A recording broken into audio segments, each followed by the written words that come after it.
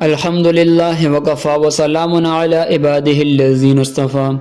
حدیث نبوی، قال رسول اللہ صلی اللہ علیہ وسلم اصدق الرؤیا بالاسحار، صبح کے وقت کا خواب زیادہ سچا ہوتا ہے۔ خواب کی 3 قسمیں ہیں۔ علامہ قرطبی رحمہ اللہ فرماتے ہیں کہ خواب کی 3 قسمیں ہیں۔ اول یہ کہ محض خیالی، یعنی انسان دن بھر جو کام کرتا ہے رات کو خواب میں متشکل ہو کر اس کو دیکھتا ہے۔ نمبر 2، دوسری قسم کیا ہے؟ بشارت الہیہ ہوتی ہے۔ اسی خواب کے بارے میں حدیث بالا میں اصدق الرؤیا سے تعبیر کیا گیا ہے۔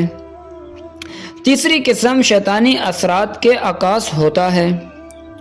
سحری کے وقت کے خواب سچے ہونے کی وجہ، ملا علی قاری رحمہ اللہ فرماتے ہیں کہ سحری کے وقت کے خواب کئی وجوہات کی بنا پر سچے ہوتے ہیں۔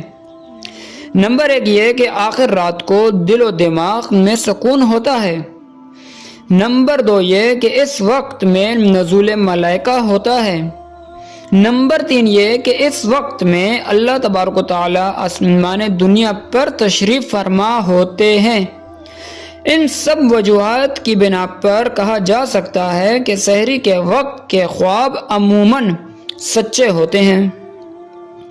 اللہ تبارک و تعالی ہمیں دین پر صحیح طرح سے چلنے کی توفیق عطا فرمائے۔ وآخر الدعوانا ان الحمد للہ رب العالمین۔